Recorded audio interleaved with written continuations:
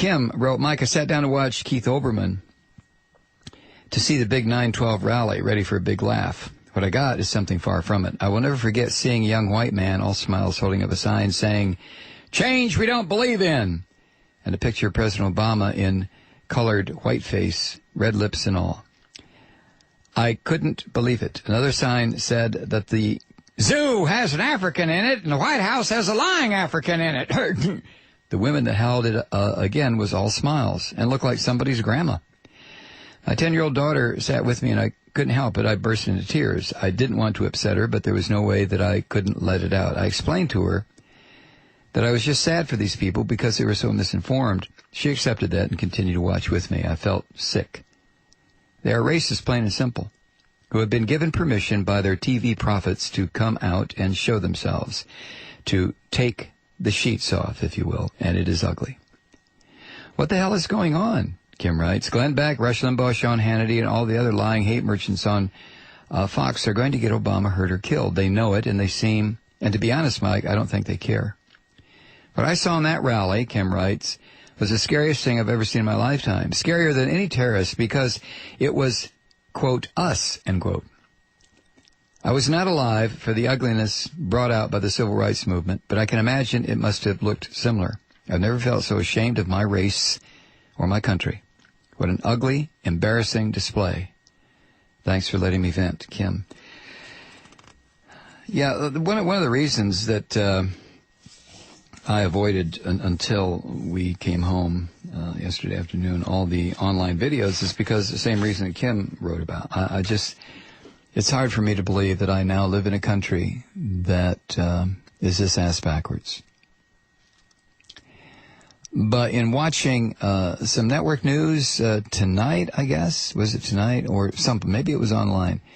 Like Kim, I noticed that I didn't see a black face in the whole thing. I think there was a black woman who was a speaker. I don't know. But as far as the crowd is concerned, yeah, this was a Klan rally. There is no question. It was very reminiscent of the old grainy black and white videos that I have seen film clips that I've seen from Klan rallies in the 1920s, huge marches down Pennsylvania Avenue, as a matter of fact, in Washington, D.C. And the only difference is those people were all dressed in their sheets, dressed like the white cowards that they are. And these people were just frothing and foaming at the mouth and seemed to be having a pretty damn good time about it. The big lie about this is being promoted by these sick conservatives, especially on their websites. They passed around a photo that they said showed a huge crowd protesting Obama's policies during the so-called Tea Party demonstration.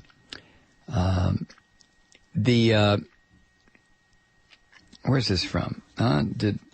Did I get this? Did I get this down? Yeah, this is from the St. Pete Times, which is, certainly a good newspaper. The headlines that said the rally organized by the conservative group Freedom Works, that's the one run by Dick Armey, drew as many as 2 million people. And the photo that goes with this showed a sea of protesters that stretched more than a mile from the Capitol to the Washington Monument. And conservative blog postings said the media was unfairly reporting much smaller numbers, 50,000, 60,000. This whole meme went viral on Twitter, and pictures of huge crowds were posted all over these conservative, mentally ill blogs.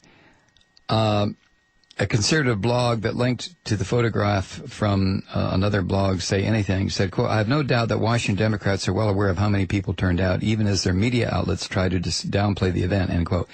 Our media outlets? Who was that? Rachel Maddow? Tom Hartman? Me? Is that it? The New York Times reported that, quote, thousands of protesters, quote, filled the West Lawn of the Capitol and spilled into the National Mall, end quote. Fox News wrote that tens of thousands marched in Washington. And from CNN, quote, the march leading to the Capitol stretched for blocks on the final day of the Tea Party Express cross-country bus tour, which began August 20th in Sacramento. Blah, blah, blah, blah, blah. The public affairs officer for the Washington, D.C. Fire and Emergency Department said on the morning of September 12th that He thought the crowd was 60 to 75,000 people. He said, quote, "It's no way an official estimate," end quote. Anyway, the photo showed this crowd sprawling far beyond the Capitol grounds to the Washington Monument, which is bordered by 15th and 17th Streets. But there's a big problem with the photograph, the one that is making its way around the web with all these dumbass conservatives crowing and belching and burping and scratching their crotches about that we got 2 million people out there. There's a problem with the photograph. It doesn't include, even though it should, because of the angle of the photograph, it should include the National Museum of the American Indian. It's a building located at the corner of 4th and Independence. It opened on September 14th, 2004. That means the picture was taken before the museum opened exactly 5 years ago. So clearly the photo doesn't show this dumbass Tea Party crowd from Saturday. It can't, because the photo that shows the corner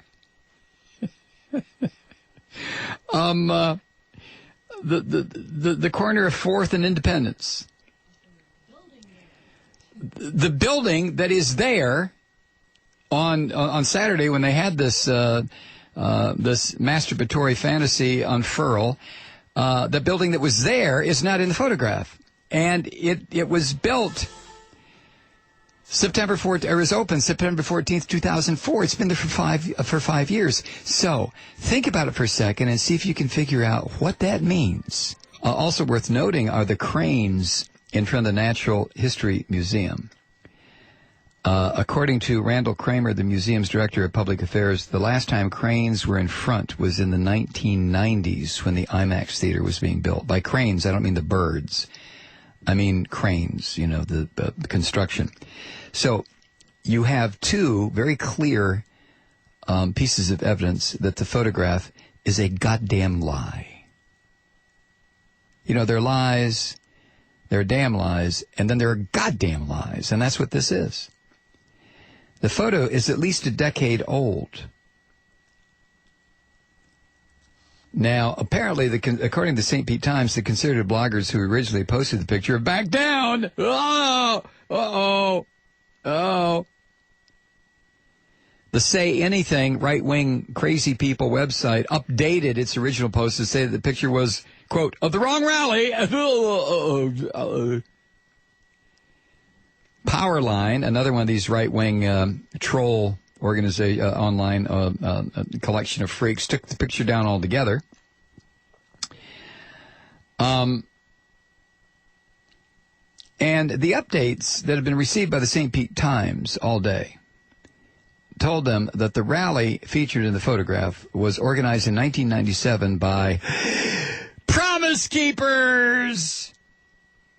You know, the wife-beating freaks from the evangelical Christian community. According to the group's website, Promise Keepers, nearly 1 million people showed up for the event. And St. Pete Times is still waiting to hear back from Promise Keepers as to whether the photograph is indeed of their march. But the St. Pete Times found a few other shots of the event that led them to believe that the readers are correct. This was from Promise Keepers. So if you go to their blog site, St. Pete Times, you can get all this information. But the thing that always, forever destroys me about right-wingers is how willing they are to participate in fraud and lies and deceit and deception. And when you think about basically what their religion is and basically what their economic understandings are, that's understandable. Because just about everything that has to do with their lives is based on fraud and deceit and deception and lies and cowardice. You know, I've said this so many times, and I still get a trickle of email. How dare you talk about us? Oh, kiss my grits.